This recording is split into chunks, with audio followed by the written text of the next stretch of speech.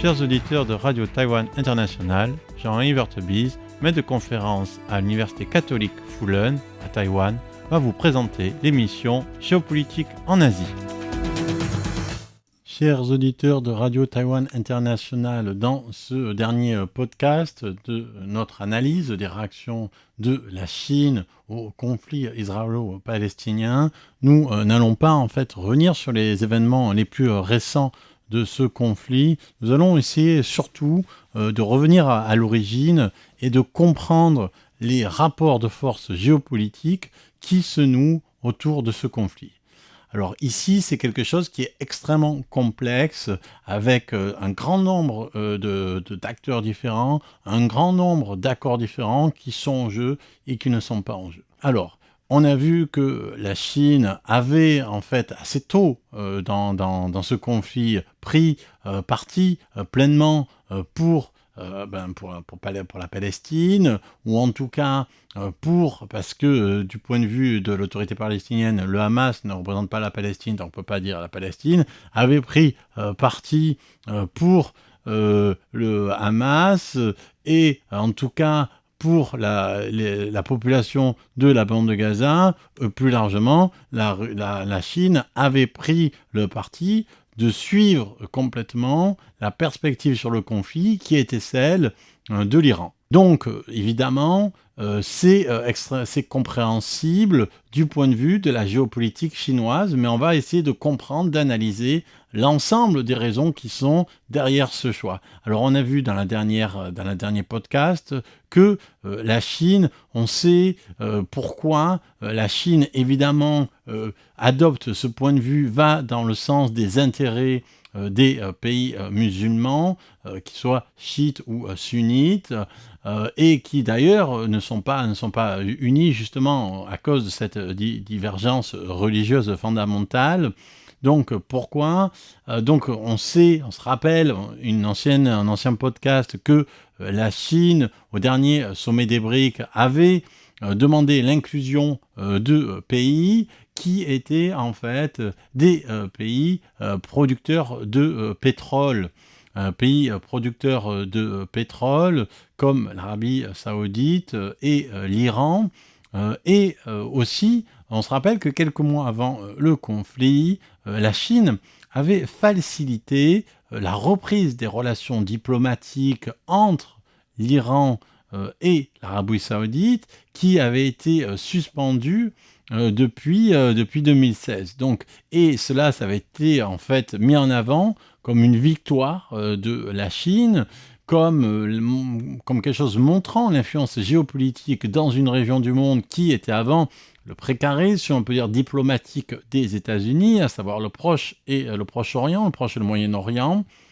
Et évidemment, de plus, cet accord de relation entre l'Arabie Saoudite et l'Iran, donc entre les deux branches de l'islam, entre les gouvernements représentant les deux branches de l'islam, chiites et sunnites, évidemment, était aussi une manière pour la Chine de montrer quoi ? De montrer que finalement il n'y avait pas besoin des États-Unis pour jouer les gendarmes du monde. La Chine était aussi capable d'avoir une influence qui débordait largement sa région, capable d'avoir une influence dans le monde et de se placer au niveau du Proche-Orient. Et le conflit Israël, le nouveau conflit lié donc au massacre du Hamas et ensuite au bombardement extrêmement violent de l'armée israélienne pour faire face à ces massacres du Hamas. Ce conflit, évidemment, est évidemment quelque chose qui change la donne du point de vue des États-Unis, puisque les États-Unis avaient parallèlement avaient essayé d'opérer un rapprochement entre l'Arabie Saoudite et Israël. Or, dès les premiers jours du conflit, l'Arabie Saoudite et Iran se sont finalement mis d'accord pour prendre le parti de la bande de Gaza. Et donc, finalement, la première constatation de ce conflit, c'est qu'il avantage la Chine en tant que la Chine a mis en avant les relations entre Arabie Saoudite et l'Iran, qui sont en fait fondamentales dans le maintien de l'aide à Gaza.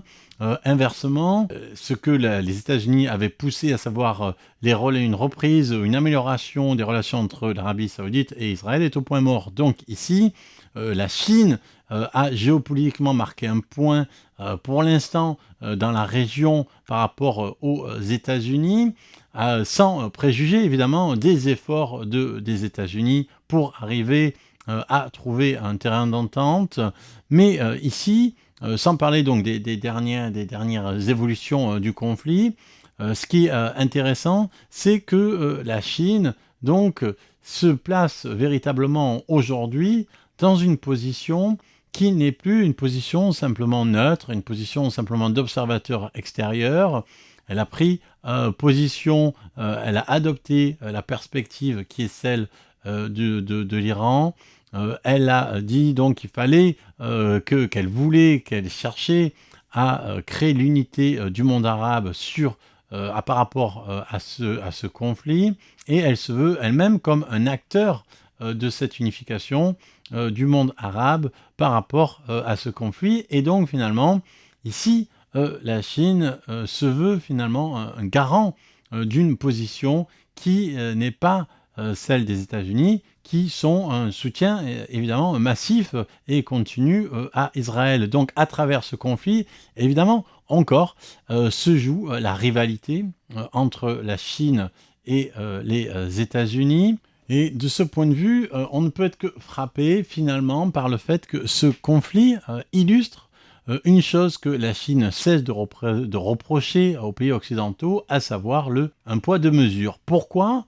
Parce que, donc on se rappelle que la Chine est aussi le premier pays à avoir normalisé, si l'on peut dire, les relations diplomatiques avec la Syrie de Assad. Il avait été reçu quelques semaines avant le conflit, quelques mois avant le conflit à Pékin, sur un tapis rouge. On sait les exactions nombreuses que Assad a commis contre son propre pays, les nombreux massacres de civils, d'enfants, l'usage de gaz.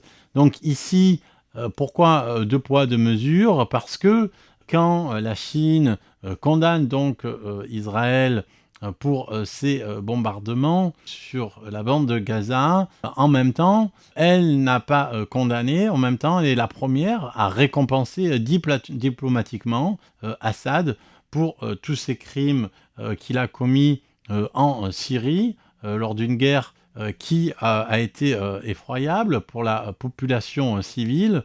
Donc quand la Chine parle de deux poids, deux mesures, on voit qu'en réalité, elle-même, finalement, se trouve aussi dans ce cadre de figure, elle-même en tant que puissance cherchant l'influence, elle va aussi adapter son discours à ses intérêts. Donc dire que une poids deux mesures serait simplement une caractéristique de la diplomatie occidentale, en réalité, c'est une caractéristique de toute puissance qui cherche à d'abord faire avancer ses pions, à privilégier son intérêt dans l'ensemble des conflits, et pour lesquels les conflits sont finalement une manière de faire avancer sa cause. Donc la cause de la Chine, c'est quoi ? C'est extrêmement clair maintenant. La Chine n'est plus tout simplement un pays qui participe à l'ordre mondial et qui finalement contribue au progrès collectif de l'ordre mondial. La Chine est plutôt un pays qui se situe dans une contestation de cet ordre mondial comme européocentré, comme américo-centré. Or, évidemment, on peut se satisfaire de ça, on peut dire, voilà, c'est la fin de l'hégémonie américaine, c'est très bien, mais qu'est-ce que ça nous montre aussi ? La reprise du conflit entre la Russie et l'Ukraine, entre l'Azerbaïdjan et l'Arménie, entre Israël et Palestine. Qu'est-ce que ça montre tout ça ? Eh bien, ça montre que dans un monde où il n'y a plus finalement d'hégémonie, si tant est qu'il y en ait eu, dans un monde où il n'y a plus d'hégémonie. Ce qu'on a, ce n'est pas un ordre de paix, c'est pas parce que le monde devient multipolaire qu'il est tout d'un coup un monde de paix et d'harmonie. C'est même en réalité, hélas, le contraire. Donc, du Sainte-Mère, il y a eu tout un discours valorisant la multipolarité en tant que telle, valorisant le fait que la multiplication des centres de pouvoir permettrait un équilibre des forces. En réalité, c'est plutôt le contraire qui se produit. On a l'impression d'un embrasement du monde qui est en fait multifacette et qui ne cesse de s'aggraver, de s'accroître. Et la Chine ne peut pas donc prétendre jouer ce rôle d'observateur neutre en dernier recours, puisqu'elle est elle-même partie prenante et influente de cet embrasement généralisé d'un monde sans unité collective.